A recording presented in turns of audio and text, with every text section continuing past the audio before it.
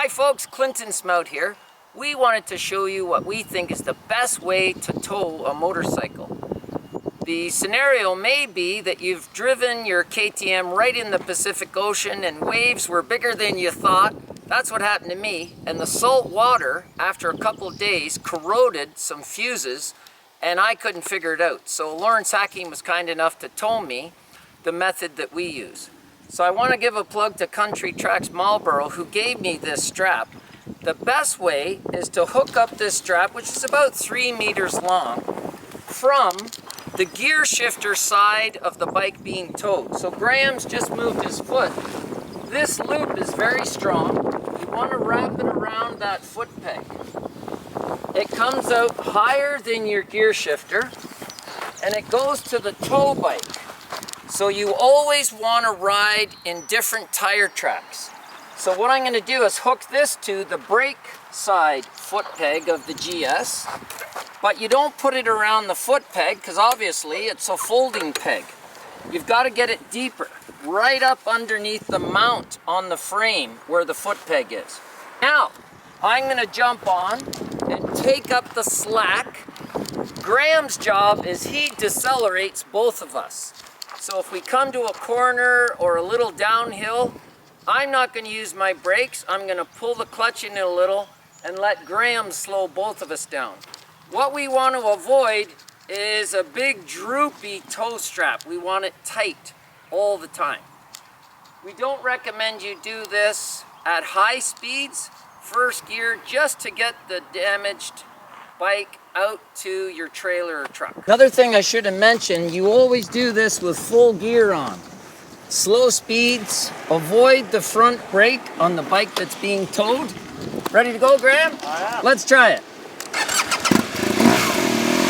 So I'm going to take up the slack really slowly. Good.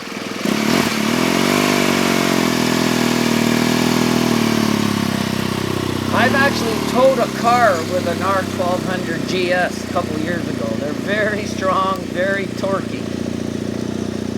Good, Graham. Nice. So you don't have to go fast, just take it easy.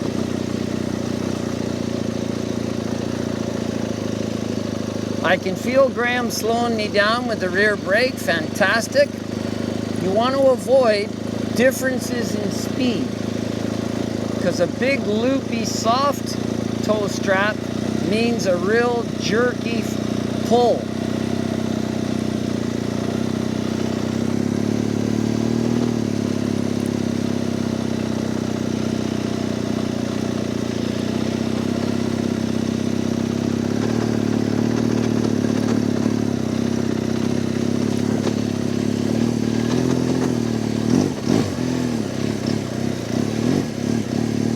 Fantastic.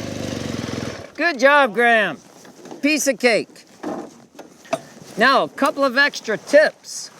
When the towing bike takes off, pretend you're starting off on a big hill. So you need a little more throttle and a really slow clutch release to give time for the bike to pull that extra weight behind it. You need a little bit more energy. And you don't want to pop out the clutch, because with a lot of weight on, you could wheelie the tow bike, or it's a real jerk move off for the person on the bike being towed.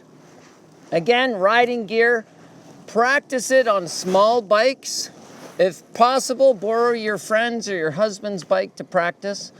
And if you have the option of moving a truck or trailer to the bike that doesn't run, that's always safer. This is a last resort to get your bike out of the forest. Not advised to do if you haven't practiced it on smaller bikes first.